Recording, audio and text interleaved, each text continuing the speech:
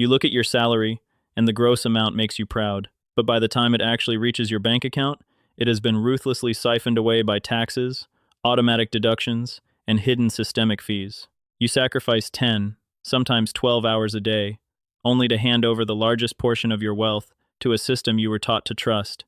You think the solution is to simply work harder, but the terrifying reality is, working harder inside their system only makes you bleed faster. You are losing because you are playing by the rules designed for the working class. The wealthy, they play a completely different game. An invisible game of financial structures that allows them to legally shield their money. Today, we tear the blindfold off.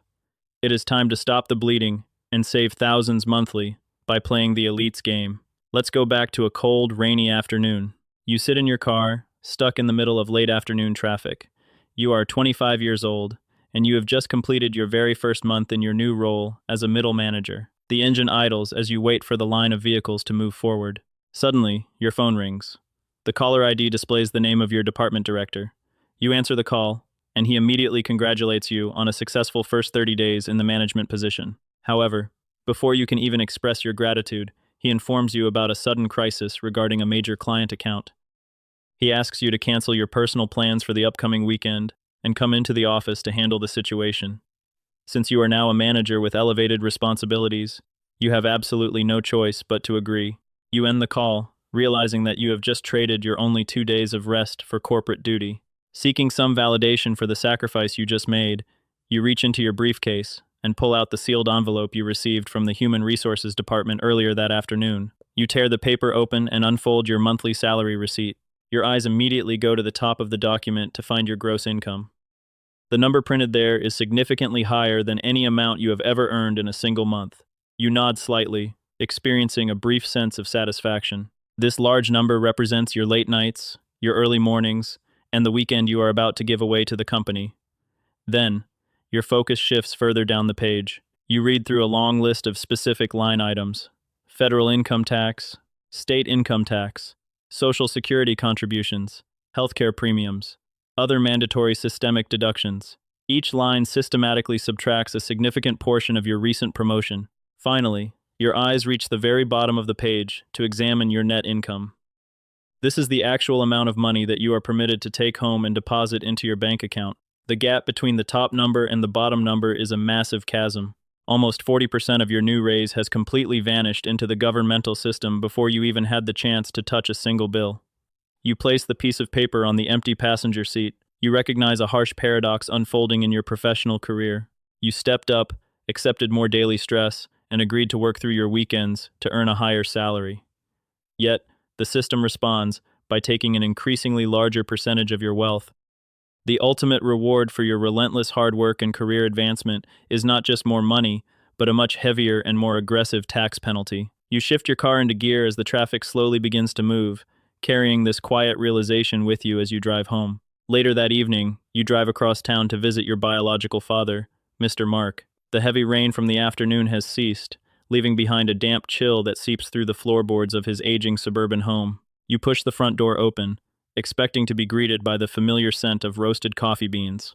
Instead, the air inside the hallway is stagnant, thick, and suffocatingly quiet.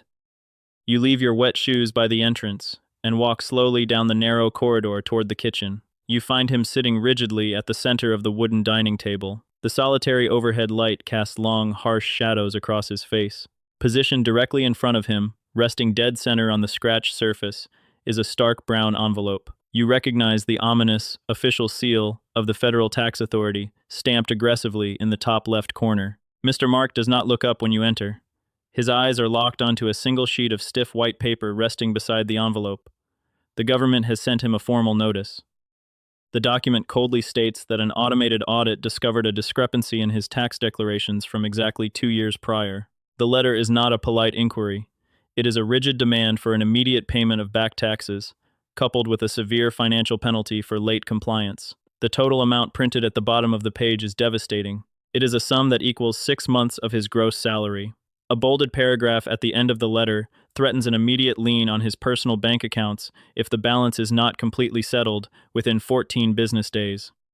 You watch your father, a man who has spent his entire life building a reputation as a highly respected, intellectually gifted educator, He possesses 3 advanced degrees and commands absolute authority in a university lecture hall. Yet, in this dim kitchen, sitting before a single piece of bureaucratic correspondence, the intellectual giant shrinks.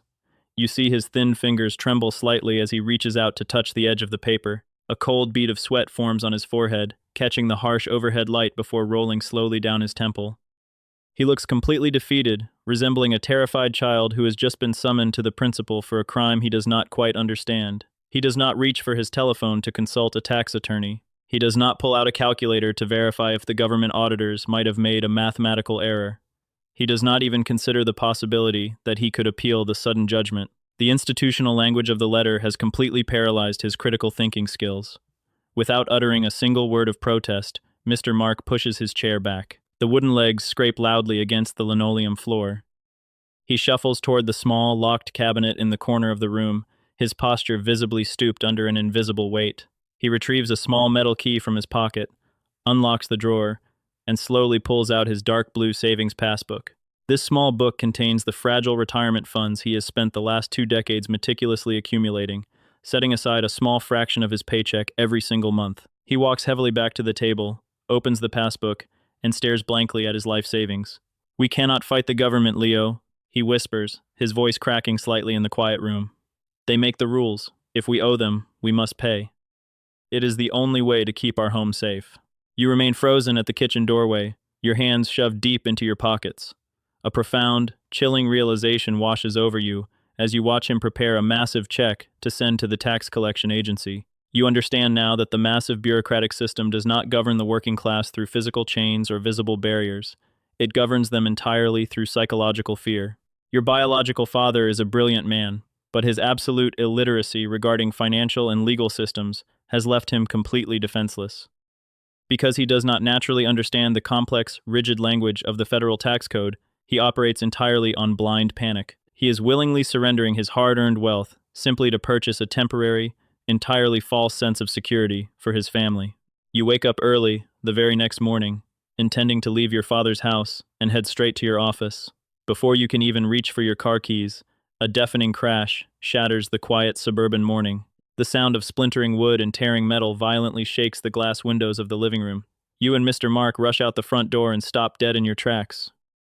A massive, heavy branch from the ancient oak tree in your father's front yard has completely snapped off. It has plummeted directly onto the neighbor's driveway, completely crushing the roof of a brand new, luxury silver sedan. The vehicle is utterly destroyed, with shattered glass scattered across the wet concrete. Within seconds, the neighbor storms out of his house. He marches across the grass, his face flushed with absolute rage. He does not stop to assess the damage carefully. He marches straight up to your father's front porch and begins banging his fists against the wooden pillars. He roars at Mr. Mark, his voice echoing down the entire street. He screams about severe negligence and demands immediate, full financial compensation. He explicitly threatens a massive lawsuit, shouting that his destroyed vehicle alone is worth at least $80,000, not including the severe emotional distress he intends to claim in a court of law. Your father attempts to defuse the escalating situation. He raises his hands defensively and promises to contact his homeowner's insurance provider right away to settle the property damages. The neighbor sneers, promises to contact his own aggressive legal team, and storms back to his ruined car. You follow Mr. Mark back inside the house and stand silently in the hallway as he hastily dials the insurance company. You listen to his side of the frantic conversation. He provides his personal identification details and explains the catastrophic incident. However, the tone of his voice quickly shifts from hopeful relief to a hollow, breathless panic. The insurance representative places him on a brief hold, then returns with a devastating plot development. The representative informs your father that because the city municipality had previously issued a formal warning regarding the diseased state of that specific oak tree exactly 2 years ago, a warning your father forgot to address, the insurance company is officially classifying the fallen branch as an act of gross personal negligence. The representative states clearly that the liability coverage is completely voided. The insurance provider will not pay a single penny toward the $80,000 demand. Mr. Mark slowly lowers the telephone receiver. Before he can even process the financial ruin hanging over his head, the doorbell rings again. You open the door. A local legal courier is standing on the porch, handing over a thick, sealed document. It is a formal legal notice of intent to sue, drafted and expedited by the neighbor's attorney. Mr. Mark takes the document. He reads the front page, and his entire posture collapses. He completely breaks down right there in the hallway. He drops the papers onto the floor, his hands shaking violently. "They are going to sue me, Leo," he tells you in absolute suffocating despair. "The insurance company abandoned me. The neighbor's lawyers are coming directly after my assets. They can easily petition the court to take this house away from me. They can take my car. They can garnish my bank accounts. I own everything, Leo. Every single thing is completely in my own name."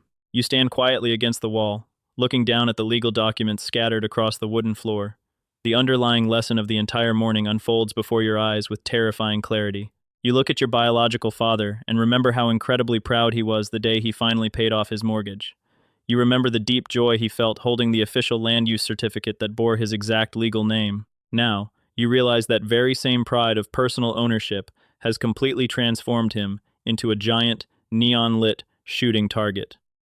In a modern society, absolutely rife with predatory lawsuits and aggressive legal disputes, owning property directly under your own name is a catastrophic vulnerability. Because his name is formally attached to the deed of the house, the registration of the car, and the balance of the bank accounts, Mr. Mark is forced to use his own flesh and blood to weather the storm. When an opportunistic lawyer or an angry neighbor seeks financial compensation, they do not care about a person's good intentions.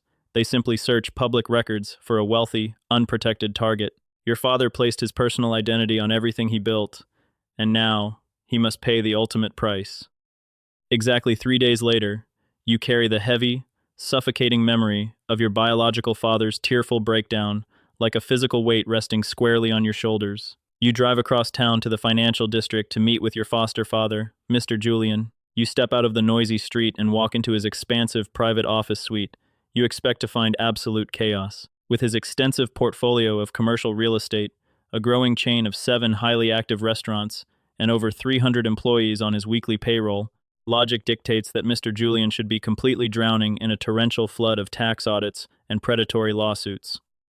If your biological father was sued for tens of thousands of dollars over a single fallen tree branch, the legal liability of serving food to thousands of unpredictable strangers every single day must be astronomical. As you open the heavy glass door to his inner office, his regional operations manager is just leaving. You catch the tail end of their serious conversation. The manager mentions that a customer slipped on a wet floor at one of the downtown restaurant locations the previous night and is currently threatening to sue for extensive medical damages. You brace yourself, fully expecting Mr. Julian to react with the exact same paralyzing panic you witnessed in your biological father's dim kitchen. Instead, Mr. Julian calmly exhales a thin, fragrant cloud of cigar smoke. He tells the operations manager to forward the complaint directly to the legal department and instructs him not to bother him with such trivial matters again. He waves the man away dismissively. There is absolutely no fear in his eyes. There is no trembling hand desperately reaching for a personal savings passbook to beg for a settlement. The heavy wooden door clicks shut, leaving the two of you in absolute, insulated silence. Mr. Julian sits comfortably behind his massive mahogany desk, looking incredibly relaxed. He does not have a chaotic pile of threatening government letters spread out in front of him. Instead, he is casually using a heavy gold fountain pen to sign a neat stack of glossy purchase agreements. You step closer and glance down at the papers. You see the unmistakable emblem of a brand new, luxury silver Porsche supercar. Right beneath that document is a detailed, premium itinerary for a 14-day vacation at a 5-star oceanfront resort in Hawaii, fully booked for him and his primary business partner. A sudden wave of intense, unadulterated frustration rises sharply in your throat. You clench your jaw. You look at his calm demeanor, remember the crushed look on Mr. Mark's face, and you finally snap. "Why?" you ask, your voice tight with restrained anger. "My father is being squeezed completely dry. He works his fingers to the bone, pays exactly what the government demands, and the system still threatens to take his only house away over a total accident. Meanwhile, you face a medical lawsuit, yet you sit here buying a supercar and planning a 2-week vacation to Hawaii without a single care in the world. Where are your massive tax bills? How are you not losing everything you own?" Mr. Julian does not raise his voice or act offended. He simply smiles, revealing a cold, calculating curve of his lips. He turns the glossy invoice for the luxury vehicle around and slides it across the smooth surface of the mahogany desk toward you. He taps his index finger against the bold printed text at the very top of the page. Read the buyer's name, Leo, he instructs quietly. You look down at the official paperwork. The person who purchased the supercar was not Julian. You quickly look at the travel itinerary. The person paying for the Hawaiian vacation was not Julian. Every single dollar being spent was officially recorded under a completely different entity. In the designated accounting column, you see the exact words printed in sharp black ink: corporate operating and travel expenses. Mr. Julian does not say another word about the luxury vehicle or the Hawaiian vacation. Instead, he simply raises his right hand and taps his index finger exactly twice against the polished surface of his mahogany desk. As if cued by a silent, invisible alarm, the heavy wooden door to the inner office smoothly swings open. Two men step into the room. First is Arthur, the chief corporate accountant. He clutches a thick leather binder tightly to his chest. Deep, bruised shadows hang heavily under his eyes, the physical toll of staring at endless columns of numbers for 14 hours a day. Right beside him is Harvey, the lead corporate attorney. Harvey wears a cold, perfectly tailored gray suit. His posture is rigid, his expression entirely devoid of warmth or empathy. He carries a single, thin manila folder. Mr. Julian gestures toward you with a slight nod of his head. He asks Arthur and Harvey to sit down and explain the logistics lawsuit from last Thursday to you. You sit up straighter in your chair, instantly remembering the absolute panic of your biological father over a single, accidental tree branch. Arthur opens his heavy binder, his tired eyes scanning a dense, printed spreadsheet.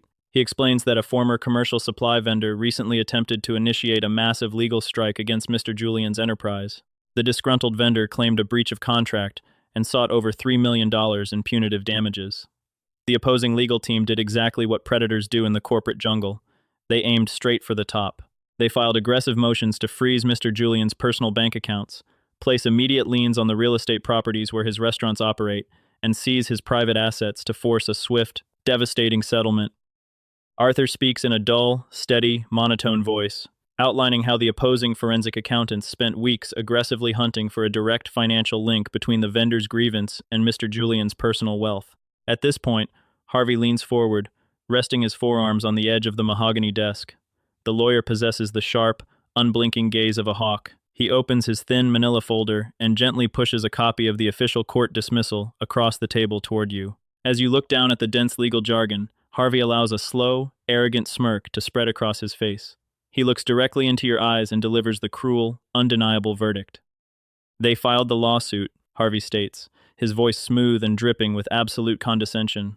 They came with aggressive demands, fully expecting a quick surrender, but they discovered that your foster father, on paper, is a complete and total penniless man. He does not own any buildings. He does not own any cars in his name to confiscate.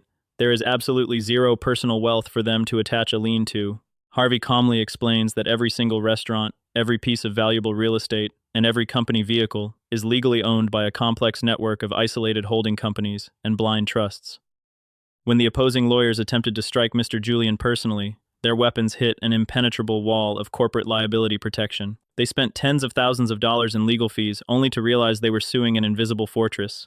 The vendor was forced to drop the aggressive personal lawsuit entirely and settle for a fraction of their original demand through a heavily shielded, limited liability subsidiary. You sit perfectly still in the leather chair. The image of Mr. Mark flashes vividly in your mind. You picture your biological father standing in his dim kitchen, terrified and trembling, desperately pulling out his retirement passbook to blindly pay a sudden government penalty. He was utterly alone, crushed by the overwhelming weight of rules he simply did not understand. Then, you look back across the desk. Mr. Julian calmly reaches out, lifts a delicate porcelain cup of hot tea to his lips, and takes a slow, quiet sip. He does not look stressed. He does not look tired. He did not spend the last 20 years sitting in a library memorizing thousands of pages of federal tax codes or complex liability statutes. He did not have to. He simply used his capital to purchase the absolute sharpest minds available in the city. He bought Arthur to build the financial labyrinth. He bought Harvey to guard the gates with cold, ruthless legal aggression. These men are his armored shield against a society that constantly preys on the vulnerable and the uninformed. Mr. Julian sets his teacup back down on its saucer. He dismisses the two mercenaries with a subtle wave of his hand. Arthur and Harvey gather their documents, stand in perfect unison, and quietly exit the room, closing the heavy door behind them. When the room is silent once again, Mr. Julian leans back in his chair and locks his gaze with yours. The subtle lesson of the morning solidifies into a harsh reality. Ignorance of the law will cost you blood, Leo, he says quietly, the immense gravity of his words filling the empty space between you. The system relies entirely on your confusion. It feeds on your panic. But if you acquire the right knowledge, or simply hire the men who possess it, the entire world changes. If you know you are right, you will never be afraid. You sit perfectly still in the heavy leather chair. The silence in the room rings in your ears, thick and suffocating. Every single fundamental belief you ever held about fairness, about the undeniable virtue of honest hard work, and about the moral obligation of paying your fair share, completely crumbles into dust. You think of the immense, towering buildings outside his window, the bustling downtown restaurants, the hundreds of dedicated employees cashing their paychecks every single week. You swallow hard, your throat completely dry, and ask the only logical question left in your racing mind. If you do not own a single thing, you whisper, your voice barely audible over the quiet hum of the air conditioning, then who exactly owns this entire empire? Mr. Julian does not answer immediately. He slowly stands up from his heavy mahogany desk and walks deliberately across the thick, woven carpet toward the tall oak cabinet standing in the corner of the room. You watch his movements, fully expecting him to turn the heavy metal dial of a hidden wall safe, perhaps revealing rows of solid gold bars or thick bundles of $100 bills. Instead, he simply opens a shallow, entirely unlocked wooden drawer. He reaches inside and pulls out a remarkably thin stack of plain white papers. They are bound together by a simple metal clip, bearing several bright red, official legal stamps.